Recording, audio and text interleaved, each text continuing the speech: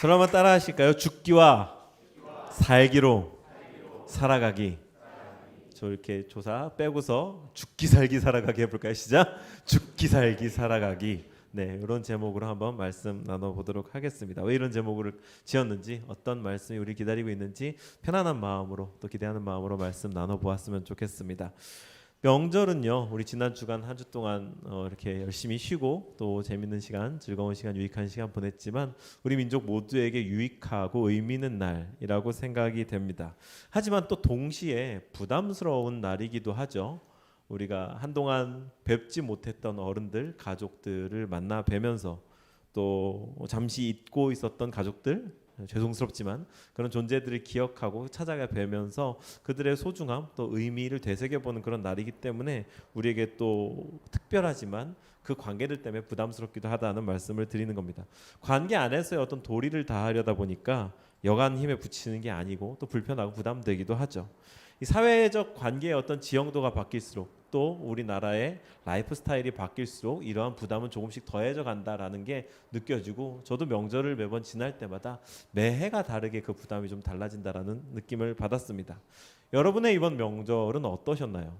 그래서 다 한 분 한 분 여쭙고 싶지만 우리가 뭐 그럴 자리나 그럴 시간은 아니니까 나누지 못하겠습니다만 평안하셨는지 여쭤보고 싶고, 또 우리가 명절을 두고서 이렇게 여러 가지 일을 겪는 이유가 무엇인가를 생각해 보았을 때 명절이라는 주제로 모이는 관계의 독특함 때문이 아닐까라는 데까지 생각이 이르렀습니다. 관계, 가족이라는 관계가 평소에 형성되어 있는데 그 관계가 명절이 되면 두드러지는 거죠. 그래서 그 관계 때문에 오는 나의 의무, 나의 책임을 다해야 하기도 하고, 또 그 관계에 대한 요구되어지는 나의 몫을 해야 되기 때문에 어쩔 수 없이 마주해야 하는 관계의 책임 때문에 불편함과 더불어 부담이 온다라는 생각이 듭니다. 명절이 지나자마자 너무 무거운 얘기로 설교를 시작하나요? 제가 2주 전까지 살펴보았던 이 로마서 말씀에 의해서 보니까 우리가 그리스도 예수로 말미암아 하나님과 관계가 다시 재설정된 그러한 사람들이 되었다라는 말씀을 나누었었습니다. 기억하시나요? 명절 연휴에 어떤 느슨함이 남아 있지만 우리 그런 것들을 좀 떨쳐버리면서 다시 이렇게 좀 꽉 잡으면서 한번 기억해 보시죠. 우리에게는요, 하나님과 죄인 되어서 단절되었던 관계가 회복되어진 새로운 관계가 형성된 그러한 사람들이라는 정체성이 있습니다. 믿으십니까?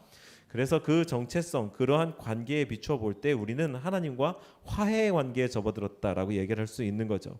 그리고 오늘의 본문은요, 그런즉이라고 하는 접속사로 시작하면서 이 화해의 관계, 화해의 국면에 접어든 사람들에게 삶으로서 어떤 책임이 있는가에 대해서 이야기를 하고 있습니다. 그리스도인이라면 어떻게 살아야 하는가 묻는 거죠. 질문의 의도는 명확합니다. 그리스도인이 되었다는 것은 자유로 인해서 방종하는 삶이 아니다라고 선을 긋는 것이기도 합니다. 구원을 오해하지 말라는 거죠. 이제 오늘은 바로 이 그리스도인은 어떻게 계속적으로 예수님과 인격적인 관계를 유지하면서 살 수 있는가, 예수님을 통해서 하나님과 인격적인 관계를 훼손하지 않고서 살아갈 수 있는가, 더 돈독하게 하면서 살아갈 수 있는가에 대한 이야기로 설교를 가름하려고 합니다. 그렇다면 우리가 어떻게 하면 예수님과 인격적인 관계를 계속 유지할 수 있을까? 하나님과 화해된 관계를 지속적으로 이어갈 수 있을까? 첫 번째로는요, 오늘의 본문이 말해주기를 예수님과 인격적인 관계를 위해 죽기를 해야 한다고 가르치고 있습니다. 죽기, 따라 하실까요? 죽기. 정말 그런지 우리 1절부터 7절까지를 한번 읽도록 하겠습니다. 한 목소리로 화면을 보고 읽어주시죠. 시작. 그런즉 우리가 무슨 말을 하리요? 은혜를 더하게 하려고 죄에 대하여 죽은 우리가 어찌 그 가운데 더 살리요? 무릇 그리스도 예수와 합하여 침례를 받은 우리는 그의 죽으심과 합하여 침례를 받은 줄을 알지 못하느냐? 그러므로 우리가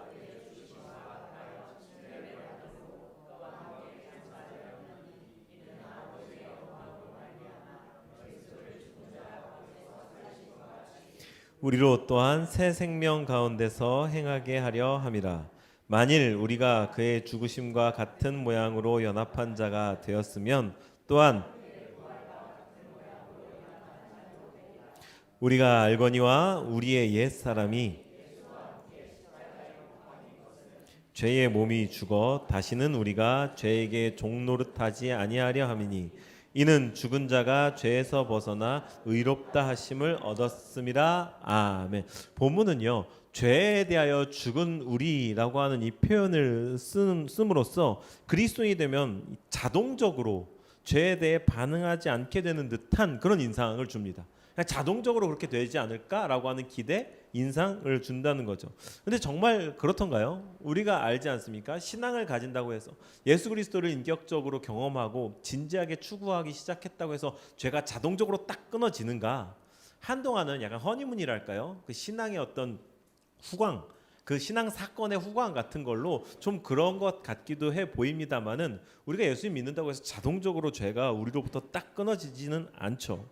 오히려 이전에는 아무렇지도 않았던 행동들, 아무렇지도 않게 했던 행동들에 그 행동을 하고 나면 죄책감이 이제 뒤따라오면서 그 정죄감 같은 게 더 심해지기도 합니다.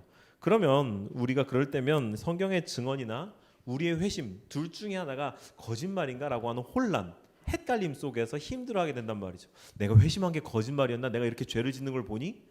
아니면 죄에 대하여 죽었음이라고 하는 성경 말씀이 거짓말인가? 내가 죄가 그렇게 자동적으로 안 끊어지는 걸 보니까 이런 것 때문에 혼란스러워진다는 건데요. 이거는요, 죄에 대하여 죽었다라고 하는 표현을 오해했기 때문인 겁니다. 그래서 우리는 이 말씀의 의미를 진정으로 알아야 되는데요. 이 말씀은요, 자동적으로 죄로부터 단절되고 끊어진다, 자유로워진다라는 의미가 아니라 여전히 죄는 우리를 강하게 유혹하죠. 우리는 이 달라진 것은요, 더 이상 죄에 대해 잘 들으셔야 됩니다. 죄에 대해서 복종할 의무가 없어진다라는 겁니다. 죄에 대해서 복종할 의무가 없어진다. 이전에는요, 죄가 왕노릇했고 우리는 그 죄에 구속된 존재였기 때문에, 죄의 지배 아래에 있는 존재였기 때문에 죄가 유혹하면 그것에 복종해야 할 의무가 있는, 죄의 권세 아래 놓였다는 게 그런 뜻인 겁니다. 그래서 죄가 유혹을 하면 반응을 할 수밖에 없는 그런 존재였던 거거든요. 근데 예수님으로 인해서 하나님과의 관계가 회복되어지고 다시 리셋된 관계에 들어가서 하나님과 화평을 이루게 되면 그 죄에 대한 책임, 죄에 복종해야 할 의무가 없어졌기 때문에 따라갈 필요가 없는 겁니다. 근데 문제는 뭐냐? 원수 마귀가 우리에게 너 그 의무가 있어라고 하는 듯한 유혹을 한다는 겁니다. 야, 너 여전히 이게 더 달콤해. 이게 너에게 더 효과 있는 거야. 이게 네가 지켜야 할 의무가 있는 거야. 너 변하지 않았어. 네가 유혹받는 거 봐봐. 그런 마음이 드는 걸 봐봐. 너는 여전히 죄 아래에 있는 거야. 그거 너 구원받은 거 아니야. 너 그거 죄에서 깨끗함 받은 거 아니야. 라고 우리에게 유혹을 하고 있다는 거죠. 그래서 여러분 기억하십시오. 유혹은 할 수 있을지언정 우리에게 해를 가할 수는 없는 겁니다. 우리의 정체성이 하나님의 자녀이기 때문에. 할렐루야. 그래서 우리는 죄에 대해서 복종할 의무가 없어졌다는 것, 이게 중요한 포인트인 거죠. 사탄이 계속해서 우리를 속이고 있다. 넌 아직 죄의 나라 시민이야. 죄의 법을 지켜야 돼. 이전이 훨씬 좋았을 걸 이라고 유혹하는 현실은 달라지지 않았으나 우리가 확신이 흔들리지 않도록 붙드는 게 중요하다. 여러분들에게도 혹시 이렇게 흔들리는 때가 온다면 여러분들에게 좀 기억했으면 하는 영화를 한 편 추천했으면 좋겠는데요. 몇 년도였죠? 2022년도였나요? 그때 개봉했던 오노다 정글에서 보낸 만일이라고 하는 영화가 있습니다. 지금 화면에 제가 포스터를 띄워드렸는데요. 이게 어떤 내용이냐면요. 이전에 아마 마지막 황군이라고 그러는 제목으로 아마 책으로 써졌었던 실화인 것 같은데요. 이 오노다 히로라고 하는 일본군 병사에 관한 이야기입니다. 1944년도에 2차 세계대전이 한창일 때 임무를 띠고 필리핀의 루방섬이라는 데 이렇게 투입됐던 병사거든요. 자기 부대와 함께 투입이 됐었겠죠. 근데 몇 주 만에 패퇴해서 정글로 숨어든 겁니다. 그리고 이후에 1945년에 일본이 패망했다는 소식을 담은 이 전단지를 이렇게 하늘에서 이렇게 비행기가 날아가면서 뿌리잖아요. 그걸 받아서 패망 소식을 알았습니다. 정글에 계속 숨어 있었던 거죠. 근데 이게 심리전이야. 어디 날 이런 걸로 유혹을 하려고, 그러고서 꾸겨 버려버리고 여전히 계속 자기는 전쟁 중으로 숨어 있었던 거예요. 가족들이 보낸 메시지조차 조작된 것이라고 여겼고, 그로부터 몇 년 후에 한국 전쟁 때문에 머리 위로 지나간 전투기를 보고서는요, 드디어 우리 군이 반격을 시작했다. 화이팅 화이팅, 나를 구하러 올 거야. 자신의 고향에 폭탄이 떨어지고 심지어 재건된 것조차도 알지 못한 채로 30년 동안 밀림에 계속 숨어 살았습니다. 여전히 혼자 전쟁 중이었었던 거죠. 그러다가 사람들이 찾아가서 이제 막 구호단체 활동가들이 찾아가서 이야기를 하고 해도 안 믿는 겁니다. 직속 상관이 그 30년이 지난 나이가 많이 든 이 직속 상관이 찾아가서 그제서야 비로소 정을 밖으로 나왔다는 이야기이거든요. 실화를 바탕으로 영화화한 이야기입니다. 제가 지금 무슨 얘기를 하고 있나요? 그가 어떤 소식도 어떤 사람도 믿지 않았고 그 이유를 그가 쓴 회고록에 이렇게 밝혔어요. 수많은 고정관념 속에 빠져 있었기 때문에 나의 믿음에 부합하지 않는 것은 그 무엇도 받아들일 수 없었다. 그러니까 정체성이 실제로 바뀌었어도 패전한 국가의 군인이고 전쟁이 끝났다 하더라도 자기의 믿음에 그게 부합하지 않으니까 현실을 받아들이지 않는 겁니다. 이게 시사하는 바가 무엇입니까? 우리에게 마찬가지입니다. 우리는요, 다른 방향으로 승리한 나라, 하나님 나라 백성으로서 하나님께 속해 있는 백성인데 그 정체성을 자기가 믿음으로 믿지 않으면 그 여전히 패잔병의 나라로서 유혹을 받는 사탄 나라의 국민으로서 그렇게 살아간다라는 겁니다. 기억하십시오. 지난번에 제가 말씀해드렸던 D-Day와 V-Day의 비유를요. 우리는요, 이미 디시전 데이, 이미 결정이 난 날, 그날 승리가 결정된 하나님 나라 승리의 시민으로 살아가고 있는데 V-Day를 기다리고 있을 뿐입니다. 이 세상이 아직은 그렇게 흘러가고 있고 아직은 척추가 꺾인 사탄 마귀가 힘을 발휘하고 있기 때문에 그 권세 아래에서 영향을 조금 받고 있다 뿐이지 우리의 정체성은 디시전 데이에 이미 승리의 백성들로 결정이 되었다. 이 사실을 믿으시기 바랍니다. 그래서 우리가 그 정체성을 증명해주는 예수 그리스도의 죽음, 그것과 함께 죽는 것, 죄가 함께 죽는 것, 날마다 예수 그리스도와 연합하는 것, 그 위대한 교제를 지속적으로 경험하는 비결이 죽기다라고 말씀을 드리는 겁니다. 이렇게 예수님과의 인격적인 관계를 지속적으로 유지해가는 두 번째 비결은요, 또한 살기입니다. 따라해 보실까요? 살기. 우리 본문을 8절부터 11절까지 읽어주시죠. 시작. 만일 우리가 그리스도와 함께 죽었으면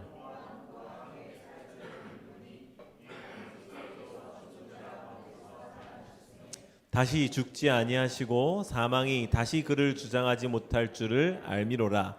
그가 죽으심은 죄에 대하여 단번에 죽으심이요 하나님께 대하여 살아계심이니 이와 같이 너희도 너희 자신을 그리스도 예수 안에서 하나님께 대하여는 살아있는 자로 여길. 예수 그리스도와의 연합은 죽음에서 끝나지 않습니다. 그냥 죽기 한 걸로 꽥 한 걸로 거기에서 끝나지 않습니다. 이전 존재가 죽었고 새로운 존재로 거듭해서 태어남, 즉 거듭남의 방점이 있는 겁니다. 이것이 그리스도교의 본질적, 우리 교리의 본질적 핵심인 거죠. 그래서 사도 바울이 여기서 침례의 예를 든 겁니다. 거듭난다는 것은요, 이전과 다른 존재가 되었다라는 의미인데 우리의 거듭남이 특별한 이유는요, 거듭났다라고 하면 보통 모든 것들이 다 이렇게 바뀌고 죽었다 살아남을 뜻하는 거니까 이제 우리가 생각하는 거듭남, 소위 말하는 부활이라고 하면은 얼굴도 바뀌어야 되고 모습도 바뀌어야 되고 다 바뀌어야 될 텐데 우리의 거듭남, 우리의 다시 살아남은 우리의 지금 이 현생 중에서 일어났다라고 이야기를 하기 때문에 우리가 실감되는 게 없어서 이 거듭남을 잘 이해하지도 못하고 잘 살아가지 못하는 것 같습니다. 그게 특별하다라는 말씀을 드린 건데요. 다른 존재가 되었다면 모습도 상태도 달라져야 할 텐데 달라지지 않았다라는 거죠. 그래서 요한복음 3장에서 니고데모는요, 요즘으로 말하면 교수님이신데 어떻게 하면 거듭날 수 있겠습니까? 어머니의 태에 들어갔다 나와야 되겠습니까?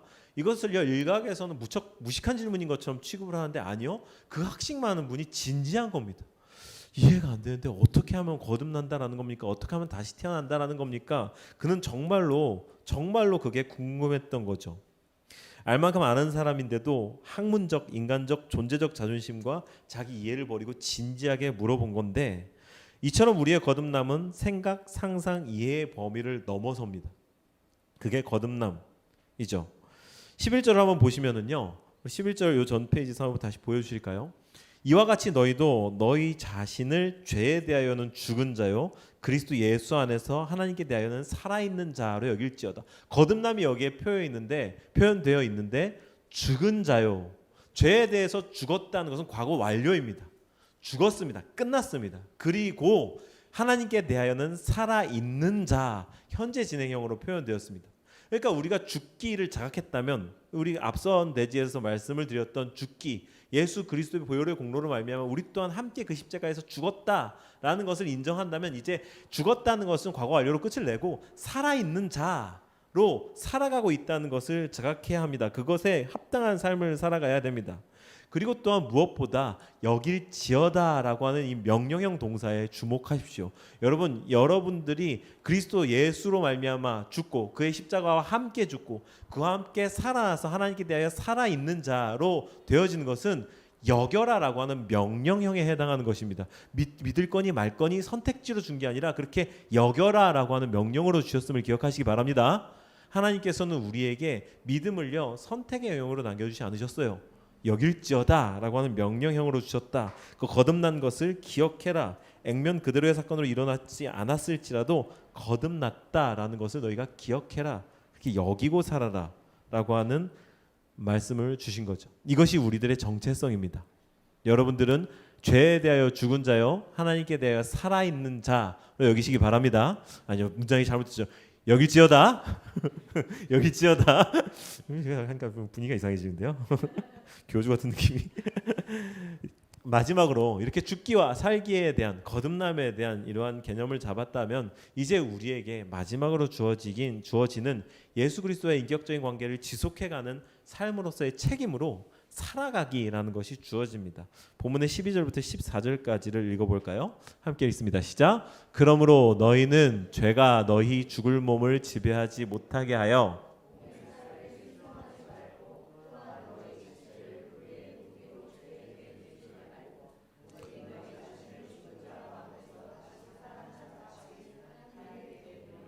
너희 지체를 의의 무기로 하나님께 드리라. 죄가 너희를 주장하지 못하리니 이는 너희가 법 아래에 있지 아니하고 은혜 아래에 있음이라. 아멘. 고톨트 레싱이라고 하는 극작가이자 비평가인 인물이 있죠. 이분이 쓴 작품 중에 현자 나탄 단편 모음집 책이 있는데 여기에 유명한 유명한 이야기가 담겨 있습니다. 반지 이야기라고 하는 건데요. 아마 얼마 전에 어떤 유명한 목사님이 언급하셔가지고 많은 분들이 알고 계신 것 같은데 들어보신 분 계실지 모르겠어요. 반지 이야기. 어떤 사람이 반지를 얻게 되었던 겁니다. 근데 이 반지에 전해 내려오는 전설이 반지의 주인이 하나님과 주변 사람들에게 사랑스럽게 자라간다, 사랑스럽게 살아간다, 사랑받는 삶을 산다라는 거였습니다. 그 반지의 주인은 정말로 그런 삶을 살았습니다. 주변으로부터 존경받고 인정받고 사랑받고 이 반지에 담겨있는 전설이 부끄럽지 않은 그런 삶을 살았던 거죠. 그리고 이제 이 사람이 세상을 떠날 때가 되어서 이 반지를 이제 물려줘야겠는데 문제 아닌 문제가 아들이 셋이 있다는 거죠. 그리고 아들 셋 다 괜찮은 인간이라는 거예요. 누구한테 물려줘야 될지가 얼마나 고민이 됐겠습니까? 이 사람이 고민을 하다가 솜씨 좋은 세공업자한테 가가지고 이 반지를 똑같은 모양으로 2개를 더 만듭니다. 진짜 오리지널은 1개 있고 똑같은 반지가 2개가 더 생긴 거죠. 그리고 서로가 모르게 세 사람 모두에게 이 반지를 줍니다. 그러니까 이제 이 아들들이 반지를 딱 가지고서 생각을 하는 거죠. 우리 아버지가 나한테 그렇게 멋진 삶을 사신 우리 아버지가 그 반지를 나한테 물려주셨어. 이러면서 그 반지를 가지고서 이제 소중히 여기면서 그렇게 살아갑니다. 그리고서 이제 아버지가 세상을 떠나시고 나서 이들이 셋이 한 자리에 모여서 보니까 셋이 다 같은 반지를 가지고 있는 겁니다. 누구 반지가 진짜지? 라고 하는 걸로 조금 불편한 기류가 생기면서 이들이 재판관을 찾아간 거죠. 그래서 재판관이 보기에도 이 정교하게 만들어진 반지가 누구께 진짜인지를 판단할 어떤 그게 재량이 없는 거죠. 그런데 이 재판관도 또한 지혜로운 사람이라 고민을 하다가 여러분, 반지의 주인은 하나님과 사람들에게 사랑받는 삶을 산다고 했으니 누구의 반지가 진짜 반지인지 이후의 삶으로 증명될 겁니다. 이렇게 판결을 내려주고 보낸 거죠.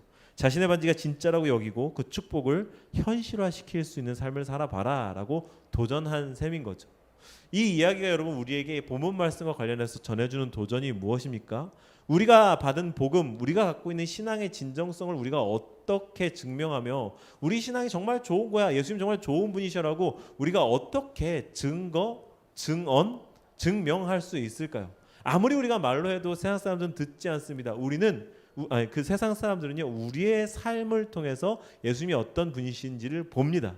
즉 우리의 삶 또한 예수 그리스도의 구원이라고 하는 그 반지를 가진 사람답게 하나님과 주변 사람들에게 사랑받는 삶을 살아내는 것, 그것만으로 우리 예수님이 좋으신 분이다, 예수님이 주신 구원이 값싼 구원이 아니다, 정말 나를 변화시킨 소중한 구원이다라는 걸 증명할 수 있는 거죠.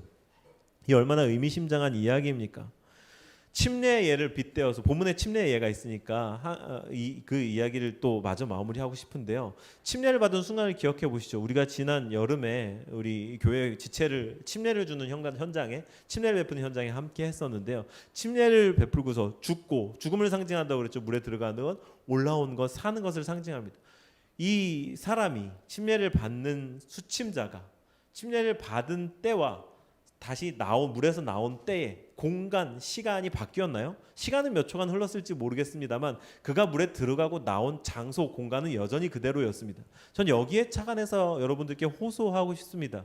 우리가 침례받은 사람이 들어갔다 나온 자리가 그대로인 것처럼 우리가 신앙을 갖고서 예수님을 인격적으로 경험하고 나서 다시 돌아가는 삶의 현장도 바뀌지 않았습니다. 내가 이전에 이런 삶을 살면서 이런 직장에 다녔었는데 이제 예수님 믿으니까 직장을 갈아치워야지 뭐 이런 식의 급진적인 변화로 삶을 살아가는 사람들은 많지 않다는 거죠. 그런 경우는 무척 특이하고 드물다는 겁니다.